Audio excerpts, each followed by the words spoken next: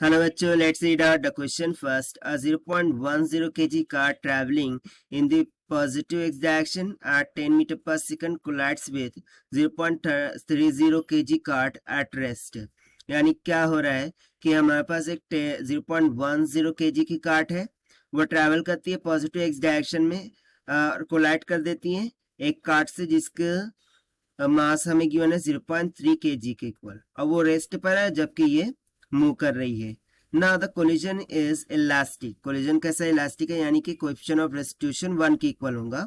So what is the velocity of the 0.10 kg cart after collision. So after collision जो first वाली cart है 0.10 kg की, उसकी velocity क्या होगी आफ्टर कोलिजन, वो फाइंड करना है. तो चलिए स्टार्ट करते हैं हम की कॉन्सेप्ट से.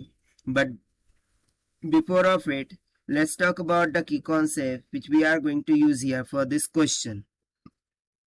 So basically यहाँ पर हम कोई भी एक्सटर्नल फोर्स लग रही है क्या इनटू द सिस्टम, नहीं. सो इसीलिए हम कंजर्वेशन ऑफ मोमेंटम यूज करेंगे. That is initial momentum should be equal to final momentum. And since it is given कि इलास्टिक कोलिजन है, that means coefficient of restitution किसके इक्वल होगा 1 के इक्वल. सो देखिए सबसे पहले सिनारियो को अंडरस्टैंड कीजिए. सो देखिए ये एक कार्ट हो गई, लेट्स सपोज ये एक 1 कार्ट है, ये दूसरी वाली कार्ट हो गई, ये स्टेशनरी पर है, दैट मीन्स कि u will be equals to 0 for this one. So इसको हम मानते हैं u2, इसके इनिशियल स्पीड को मान लेते हैं u1 जो कि हमें गिवन है 10 मीटर पर सेकंड के बराबर, और ये किस डायरेक्शन में मूव कर रही है पॉजिटिव एक्स डायरेक्शन में.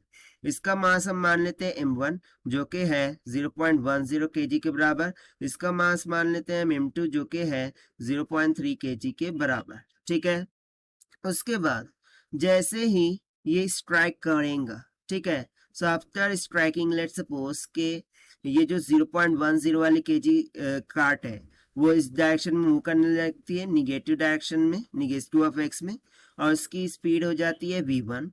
That we have to find here basically, right. So इसको हम मान लेते हैं क्वेश्चन मार्क. और जो v2 है उसके लिए तो हमें कोई यहाँ पर कैलकुलेशन के लिए बोला नहीं है, so we don't consider it. Okay, तो चलिए सबसे पहले हम कंजर्वेशन ऑफ मोमेंटम लगा देंगे. सो यहाँ से मैं देखिए क्या लिख सकता हूँ. इनिशियल मोमेंटम क्या होगा, जो भी m1 u1 है plus m2 u2, this should be equals to m1 v1 plus m2 v2. Initial momentum is equal to final momentum. m1 कितना है 0.10 मल्टीप्लाई बाय इनिशियल कितना है 10 प्लस m2 कितना है 0.30 मल्टीप्लाई बाय u2 कितना है 0, that will be equal to m1 again कितना है 0.10 multiply by. Now see here, जब ये इलास्टिक कोलिजन करेंगे सो कोएफिशिएंट ऑफ रेस्टिट्यूशन क्या है यहाँ पर 1 के बराबर है. सो आफ्टर कोलिजन जैसा कि ये रेस्ट पर था, सो जो वेलोसिटी ऑफ सेपरेशन है और divided by velocity of approach, वो दोनों क्या हो जाएंगी इक्वल हो जाएंगी. सो इसका मीनिंग क्या है कि v1 is equal to v2, ये दोनों इक्वल हो जाएंगे, बट इतना रहेगा कि इनकी डायरेक्शन डिफरेंस होंगी.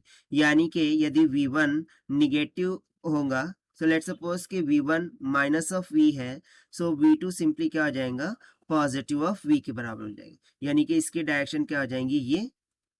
ठीक है, सो बस यही यहाँ पर सिंपल सा कॉन्सेप्ट है. सो बेसिकली यहाँ पर v1 को मान लिया मैंने minus of v plus m2 है 0.30 मल्टीप्लाई बाय, और ये पॉजिटिव ऑफ v हो जाएगा. ठीक है, सो यहाँ से इसको हम कर लेते हैं, ये कितना आ जाएगा, ये तो 0 हो गया. ठीक है, ये सेकंड वाला पार्ट, फर्स्ट वाला पार्ट कितना आ जाएगा 1, that will be equals to minus of 0.1 v and plus 0.3 v. So further इसको सिंप्लीफाई करते हैं. सो यहाँ से क्या आ जाएगा, so here I am writing. So यहाँ से क्या आ जाएगा, देखिए जो v है that will be equals to 1 divided by, ना माइनस 0.1 प्लस 0.3 कितना आ जाएगा 0.2, उधर जाके डिवाइड कर देंगे. सो जब आप इसे सॉल्व करते हैं, so we will comes out equals to how much, that is 5 metre पर सेकंड. ठीक है, और यही हो जाएगा हमारा answer for this question. Now if you see, so हमने डायरेक्शन कौन सी ली थी, निगेटिव ली थी. सो इस कारण से v will be equals to minus of 5 metre पर सेकंड, इस तरीके से लिखना होगा. ठीक है, क्योंकि हमने निगेटिव डायरेक्शन कंसिडर किया था।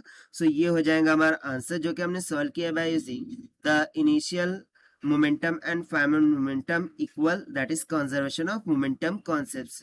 Now let us take the option. So option D will become correct here. So this is the required solution. I hope you understood well. Best of luck. Thank you.